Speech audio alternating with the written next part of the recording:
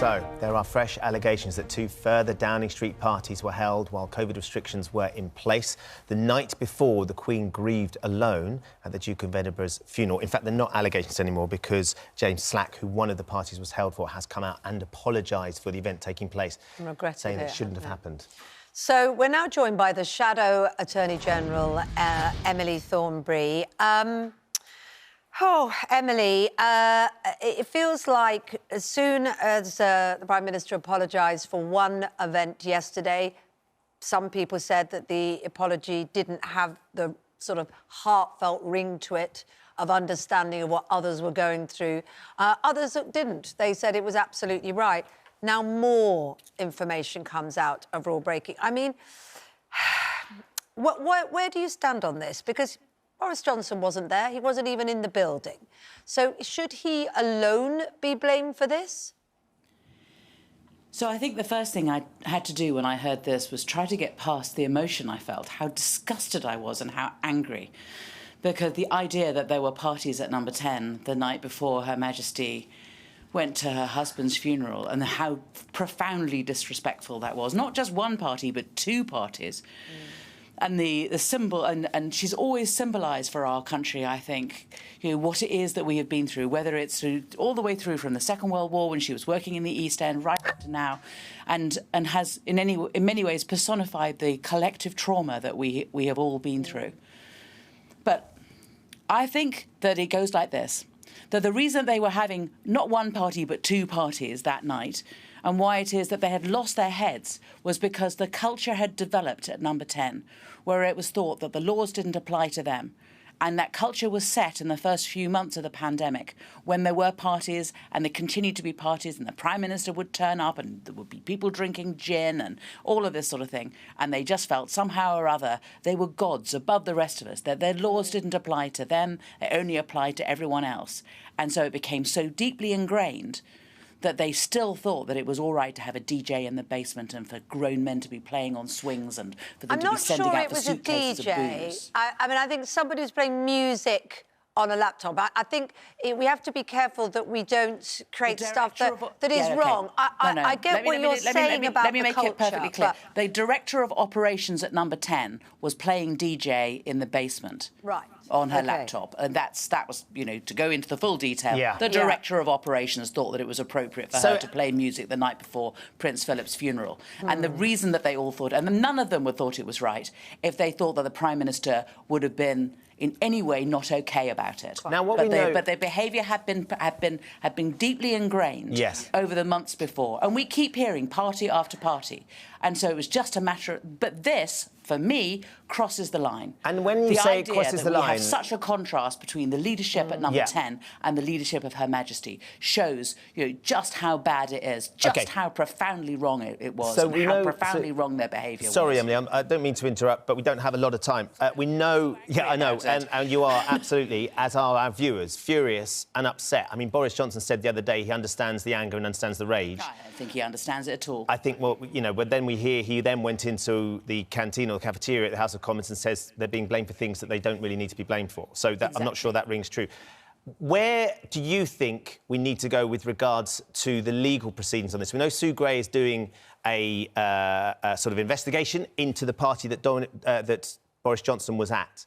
However, the Met Police are saying they aren't going to intervene just yet. At what point do you think it needs to be escalated, and this does need to be some sort of criminal investigation into things that may have gone wrong? Because we've got people coming on the show a little bit later on who faced fines for having groups getting together with far less people than were happening in the Downing Street garden over and over again. You have to wonder if they should all be paid back. So I think that, let me just take, because there's lots of different strands to this. I think the first thing that we should do in terms of Number 10 is that we should wait for the end of Sue Gray's inquiry. She's been doing it now. I'm told that it'll come out probably at the end of next week, sometime around then. So, you know, it's got this far. Let's now make sure that we hear that report, because if the Met were to be involved in what was happening in Number 10 now, then it may be that it would have some impact and she might have to stop doing the inquiry. So let's hear what she has to say first. The next stage will then be Right, so what are the Met going to do about this? So let's take this one step at a time. Will she be including, just to clarify, as far as you know, will she be including these fresh allegations? Will we clear up how many parties went on? As I understand it, she's only been tasked with the previous parties. So it feels like everyone's hanging on the outcome of this investigation. But actually, this investigation isn't really in the position to find answers at the moment. I think part of the problem, Kate, is that the poor woman, you know, if she was trying to get, you know, to the end of an investigation, she might be getting right to the edge of the investigation, then another party comes up, so she has to go back and ask them all again and just go, well, were you at that party? Why didn't you tell me about that party? I mean, it could go on and on. I mean, I hear that and I understand what you're saying. There's going to have to be an end to it at some stage. And you know what? We could just make it so much simpler if they just told the truth in the first place. If, you know, instead, 6 weeks ago, when the Prime Minister's standing up in Parliament and going, oh, well, I'm advised that that nobody broke the rules and there wasn't a party. If he had just told the truth in the first place, we wouldn't need to be in this position, would we? But it's being dragged out of them. Anyway, we have to wait for the end of Sue Gray's inquiry. Then we need to hear from the Met whether or not they're going to investigate. In the meantime, as you say, there are all of these other prosecutions going on. And at the moment, magistrates are facing the really difficult position of having to hear cases about people, as you say, who may well have committed offences that, on the face of it, are less than those offences being committed by the very people who make the laws at number 10. I understand it. This is the reason. I mean, I don't know what the answer to that is, and I asked the Attorney General about this last week during Attorney General's questions and said to her, at this very moment, there are magistrates trying these cases, and yet we hear these allegations about number 10 that may be even worse. What are they supposed to do? You're the Attorney General. Give them some advice. When you hear one of the Prime Minister's allies, Jacob Rees-Mogg, standing up in the Commons and saying that perhaps the rules were too complicated, it was too difficult to follow them, what did you make of that? I mean, these are rules, of course, that were put into place by Boris Johnson and his team. Exactly. So they seem to understand them enough in order to pass them, but they didn't understand them enough to be able to abide by them. I mean, really, it's pathetic, isn't it? One of the other big stories of the morning is the news that Novak Djokovic has been denied his visa. So the immigration minister said no. There's a government in Australia taking a very tough line about the way it wants people to behave. Follow the rules. Yeah, to follow the rules. I wondered what your thoughts were on that government's actions and that situation and what we're talking about with our government.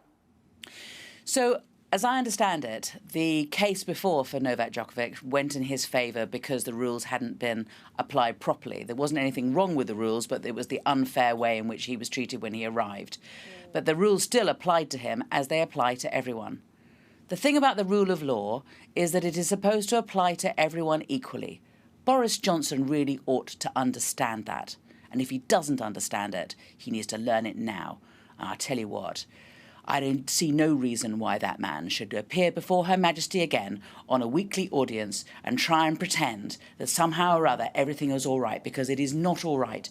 The next time he sees Her Majesty, he should be there in order to proffer his profound apology and also his resignation. OK, Emily Thornberry, we'll leave it there. Thanks for joining us this morning.